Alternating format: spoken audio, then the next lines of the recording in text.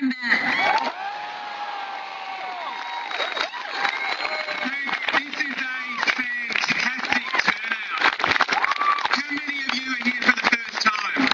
Show your hands. Well done. How many of you are repeat offenders and are coming back? Well, let me just say to all of you, I know many of you may have woken up this morning and thought, how many times do we have to come out and make our voices heard out here in public on the steps of the state library before the law's going to change? Well, let me tell you, it is worth it, because you are building up the pressure so much to the point that I feel absolutely confident that sometime soon the damn wall is about to burst. Standing here with Sue Pennicue, who's one of our representatives in the state parliament, and I want to just talk to you a bit about what's going on politically around the country. As you've heard, we've got a bill in the House of Representatives, and my colleague, Green Senator Sarah Hanson-Young, has got a bill in the Senate. And we have those bills there, and we are wanting to build up the pressure to the point where we are going to get enough members of Parliament to come and vote with us to once and for all remove discrimination from our marriage laws. And we are making progress. A few weeks ago, the committee reported into the bills that are in the House of Representatives. More than 250,000 people responded. 64% said it is time to end discrimination in our marriage.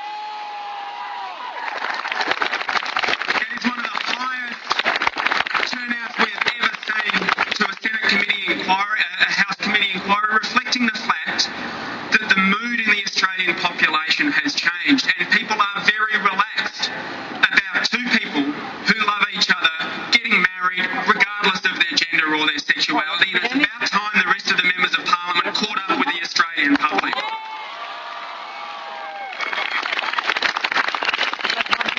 Now, the situation is that we've got Greens in support of it, we've got some independents in support of the push for reform, we've got some members of the Labor Party now in support of the push for reform, but they're split on the issue, and unfortunately the Prime Minister, who should be taking a leaf out of Barack Obama's book and out of David Cameron's book, is instead saying, no, I'm not going to vote for change, and is going to lead some members of her party away, which means that to get this change over the line, we are going to need members from the Liberal and National parties of goodwill to come out and support it. And there's some good news on that front, because you may not have noticed, but in the last week of Parliament, the Senate inquiry reported, and two members of the Liberal Party, two Liberal senators, came out and said, not only do we want a conscience vote as well, because we are the party of freedom of choice, but if we have a conscience vote, we'll come out and support equal marriage in the Senate.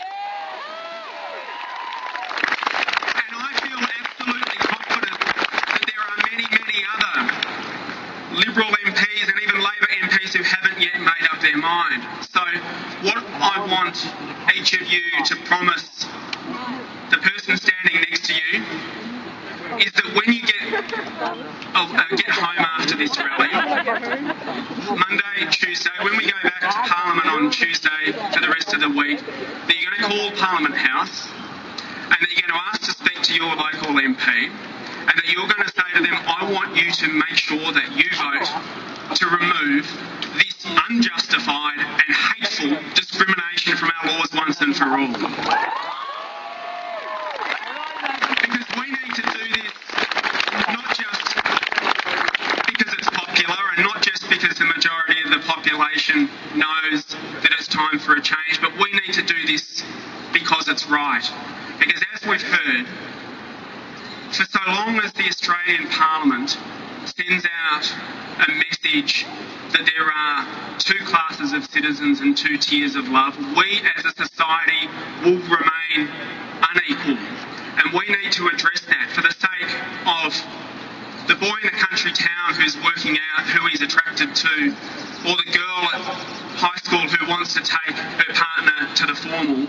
For every one of those people who's probably not yet even able to vote, we need to make it absolutely clear that it's time for the laws to change and that your love is equal. And we're not going to just push for the change centrally. Sue Pennicue's got a bill here in the my hope that if Tasmania can change its laws and the ACT can change its laws, then Victoria can as well. Because what we know is that the way that they got reform in Canada was that each of their states or their provinces changed the law and then the federal parliament caught up.